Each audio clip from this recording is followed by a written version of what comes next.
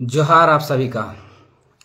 सभी लोगों ने कहा, सभी लोगों ने देखा कि कितना उथल पुथल के बाद 1 तारीख से हमारे संगठन में कितना उथल पुथल चल रहा है।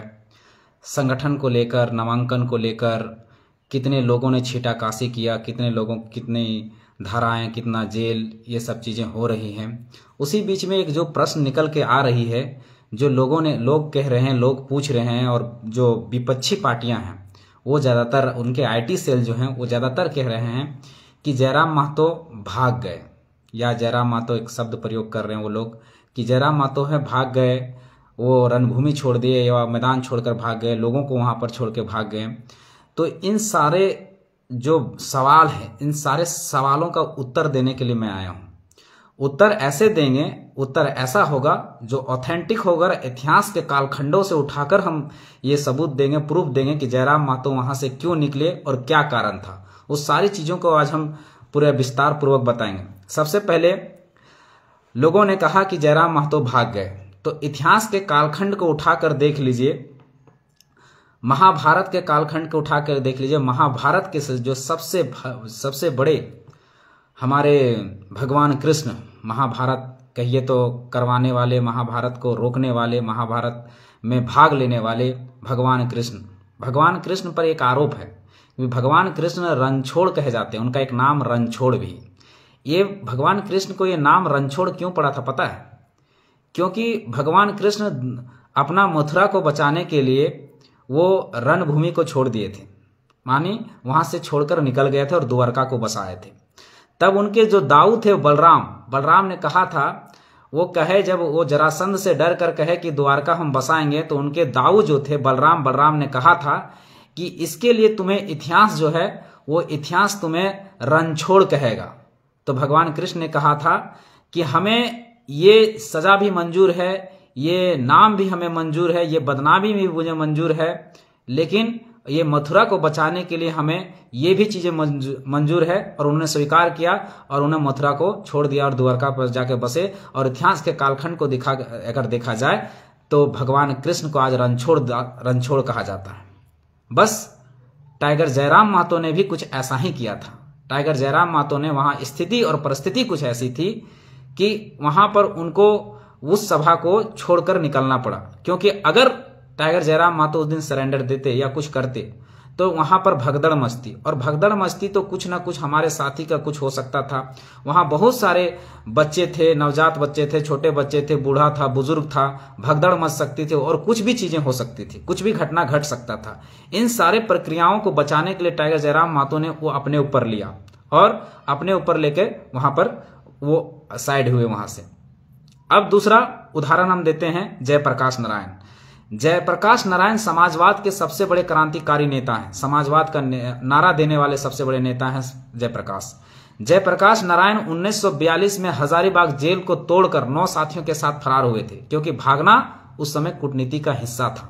जैसे जयराम महतो को वहां से निकलना एक कूटनीति का हिस्सा है। हर चीज हम आपको बता के, पब्लिक बता के थोड़े करेंगे, वो कूटनीति का हिस्सा है, वहां से निकलना कूटनीति का हिस्सा है। जयप्रकाश नारायण निकल गए और फिर भारत छोड़ो आंदोलन में भाग लिए। जयप्रकाश नारायण की आगे को बात बढ़ाते हुए हम आगे ले जाते हैं।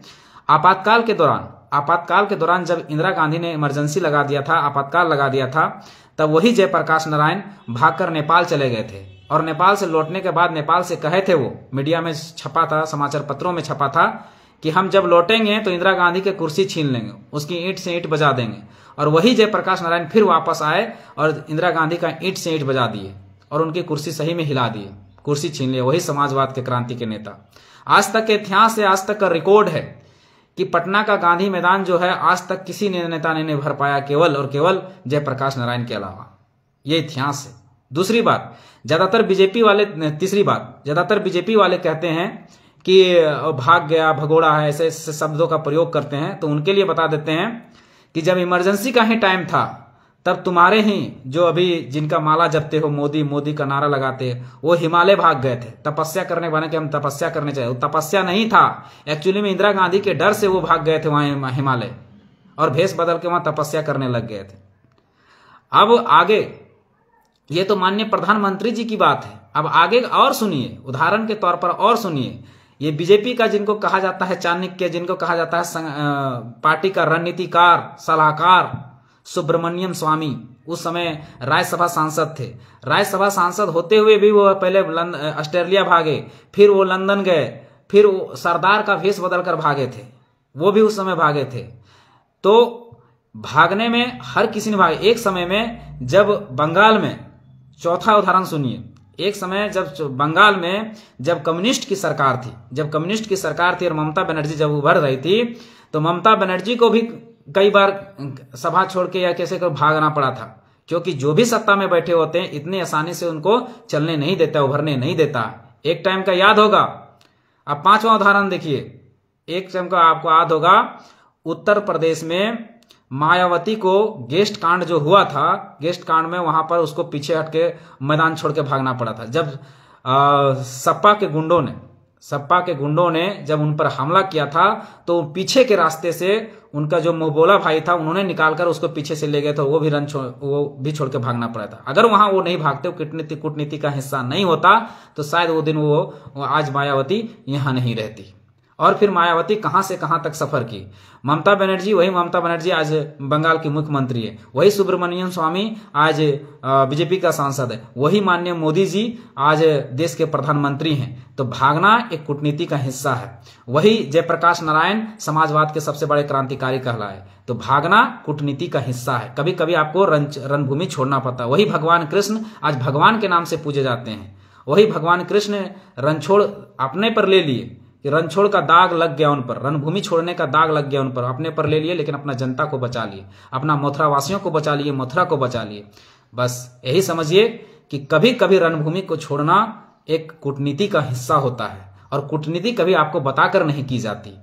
अब सवाल उठता है कि इसलिए जितने भी लोग हैं, अगर किसी पर उंगली उठा रहे हैं, जो भी पार्टी के समर्थक हैं, पार्टी कीजिए, पॉलिटिक्स कीजिए, पर इतिहास के कालखंडों को भी हमेशा ध्यान में, इतिहास से हमें सीखने को यही मिलती है, कभी कभी युद्ध को जीतने के लिए हमें युद्ध भूमि को छोड़ना होता है, कभी कभी रण को जीतने के लिए रणभूमि को छोड़ना पड़ता है। तो ये चीजें कतई ना भूलें यार। कूटनीति 3 ही चैप्टर होता है, राजनीति, रणनीति और कूटनीति। राजनीति तो हम कर रहे हैं, रणनीति बनाई जाती है बैठ के, और कूटनीति किसी को बताई नहीं जाती, कूटनीति की जाती है। और वो कूटनीति का हिस्सा था। जयराम महतो को उनके बीच में छोड़ के वहां से निकलना, अपने लोगों को सेव करना था, अपने लोगों को बचाना था, अपने लोगों को किसी तरह से ठेस ना पहुंचे। पुलिस और पब्लिक के बीच में अगर झड़प होती तो उसमें क्षति किसका था? दोनों तरफ से क्षति हमारे संगठन का था। जेबीके से झारखंडी भाषा खतियान संघर्ष समिति का जिम्मेवारी झारखंडी भाषा खतियान संघर्ष समिति का था, और टाइगर जयराम महतो का था, उनकी था। तो ये जिम्मेवारी अगर उनके ऊपर इतना लाखों लोगों की जिम्मेवारी थी, लाखों लोगों की जान की रिस्की थी, तो अपना जान पे खेलना बड़ी बात नहीं होता है। जब लाखों लोगों को बचाया जा सकता है, वहां पर अगर झड़प होता तो कुछ भी हो सकता था। इसलिए जयराम महतो हमारे चले गए, वहां छोड़ के जाना पड़ा। ये उनकी मजबूरी नहीं, उनकी समझदारी थी, उनकी सोच थी कि वहां निकलना पड़ा। ये कूटनीति का हिस्सा है। ध्यान रखिए कि हम लोग अगर पॉलिटिक्स करने आए हैं तो हम लोग बहुत सोच विचार के आए हैं, बहुत सारे षड्यंत्र हमारे पीछे लगी हुई है। आप एक की हम बात नहीं करेंगे। कोई लोग कह रहे हैं कि ये सेंट्रल गवर्नमेंट करवा रही है, ऐसा नहीं है। पक्ष और विपक्ष दोनों लगे हुए हैं। इस बात को ऐसे समझिए, आपने एक बहुत सुंदर, इन लोगों ने एक बहुत सुंदर घर बनाया है, बहुत सुंदर घर बनाया, और सुंदर घर बनाया, और दोनों मान लिए दोस्त हैं, तो दोनों नहीं चाहते हैं कि एक बार 5 साल तक उस घर में तुम रहो, 5 साल के बाद हम रहेंगे, तीसरा आएगा तो फिर पता नहीं दोनों को निकाल देगा। तो इसलिए अच्छा है कि 5 साल तुम रहो, 5 साल हम रहेंगे, तीसरा को क्यों आने दें। बस इसी तरह का षड्यंत्र चल रहा है। जैसे हम लोग तीसरा वहां पर इन्वॉल्व हुए, तीसरा वहां खड़ा हुआ, इन लोगों को पेट में दर्द शुरू हो गया। और ये जो इंडिया गठबंधन के लोग भी और एनडीए गठबंधन के लोग भी सब पीछे पड़ गए, हाथ धो के पड़ गए। इसलिए हम हमेशा कहे हैं कि पुलिस तो बस प्यादा है, असली खेल तो वजीर खेल रहा है, असली खेल वजीर खेल रहा है। इस बात को ऐसे समझिए कि अभी जो नामांकन की जो ये देने की बात आई, चुनाव चिन्ह देने की बात आई, तो पूरा झारखंड में जो लिए, तो जो जैसे देवेंद्र दा के उदाहरण लेते हैं, तो उनके जो एजेंट बनाए गए थे वो एजेंट जाके चुनाव चिन्ह लिया, लेकिन जब जयराम महतो की बात आई, जब यहाँ की बात आई, तो इनका कहना था कि नहीं, जयराम महतो को आके साइन करके ले जाना पड़ेगा। ये कितना दुर्भाग्य की बात है कि मतलब अन्य कैंडिडेट के लिए अलग कानून और हमारे कैंडिडेट के लिए अलग कानून, ये कैसे हो सकता है? संविधान, कानून, नियम सबको ताक में रख दिया गया, सबको ताक में रख दिया गया, कुछ नहीं है। मतलब मेरा जो मन करेगा वो हम करेंगे। ये होता है डिक्टेटरशिप, ये होता है तानाशाही। तानाशाही, ये लोग, हिटलर ने तानाशाही किया था, खुल के किया था तो वो दिख रहा था, पर ये जो डिक्टेटरशिप कर रहे हैं, डिक्टेटर दिखा रहे हैं, तानाशाही जो कर रहे हैं, इसको बोलते हैं सॉफ्ट डिक्टेटरशिप। ये सॉफ्ट तरीके से कर रहे हैं, इंडिविजुअल तरीके से कर रहे हैं, इसलिए पब्लिक को, जो जनता है, उसको दिख नहीं रही है, पर ये सॉफ्ट तरीके से कर रहे हैं। जैसे कहते हैं ना कि स्वीट पॉइजन, एक बार पॉइजन दीजिएगा तो तुरंत, आइसोसाइनाइड दीजिएगा तो तुरंत मौत हो जाएगा, तो पब्लिक को, जनता को पता चल जाएगा कि इसको आइसोसाइनाइड देके मारा गया है। तो नहीं, इसको स्वीट पॉइजन देके मारो, धीरे धीरे मारो, ताकि जनता को पता नहीं चले कि मौत कैसे हुई, चलते फिरते आदमी मर जाए। वही वाला हाल है।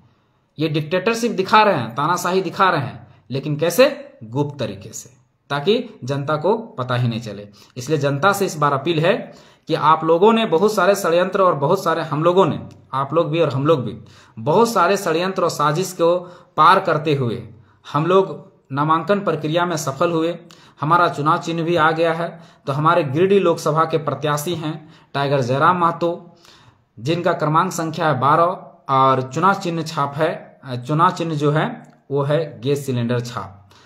तो गिरिडीह लोकसभा के जितने भी जनता हैं, जो हमारे जनता जनार्दन हैं, उनसे निवेदन है, विनती है, रिक्वेस्ट है कि 24 सालों के झारखंड में पहली बार हम लोग को एक ऐसा कैंडिडेट चुनने को मौका मिला है, एक ऐसे लीडर को चुनने का मौका मिला है जो सभी तरह के बातों को रखने में सक्षम है, सभी तरह के बातों को उठाने में सक्षम है।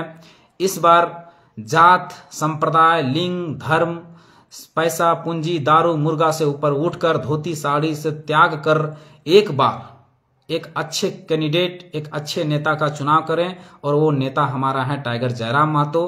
तो टाइगर जयराम महतो को क्रमांक संख्या 12 गैस सिलेंडर छाप पर वोट देकर भारी से भारी मतों से विजय बनाएं। यही मेरा निवेदन रहेगा, गुजारिश रहेगा। धन्यवाद। जोहार। जय झारखंड।